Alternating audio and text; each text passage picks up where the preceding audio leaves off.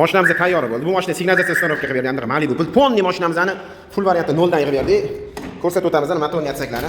Ketgan simlarni alishtirib signalni qo'yib berdik. Malibu signal, suv sepagan bachoragacha uстановка qilib qo'ydik. Mana bunaqa plafonlarni qo'yib qo'ydik kapotni ochgandan. Ortiqcha simlar yo'q umuman bu mashinamizda. Bu mashinamiz mana tablolarni to'g'rilab berdik. Talpetgan ichidagi simlarni to'g'rilab berdik. Avariykalar yonib o'chyapti mana. Dvornilar ishlayapti mana. Suv sepaganlarga ishlaydigan qilib qo'ydik. Mana bunaqa podstavkalargacha qo'yib berdik, tumbalargacha.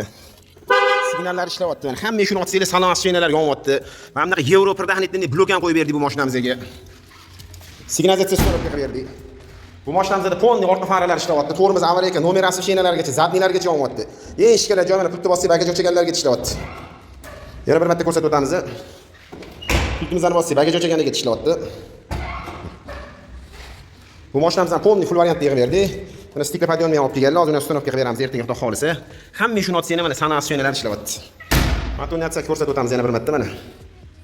Bemalol ko'rishingiz mumkin. Filis klimalargacha boshqa qo'yib, mana ketganlarni alishtirib, yangi starter taqib, mana yangi master starter qo'yib berdik. Mana ko'rishingiz mumkin mana shu holatini. Sizlarga ham shunaqa xizmat qilib aytasizlar, akkuratni sifatli qilib elektr montajini polni full variantda ishlatib beramiz. Pastda nomer qoldiramiz. Bu videoni shunaqa retro svorakalarga jo'natib qo'yinglar. Sog' bo'linglar, yaxshi kunlarda ko'rishinglar.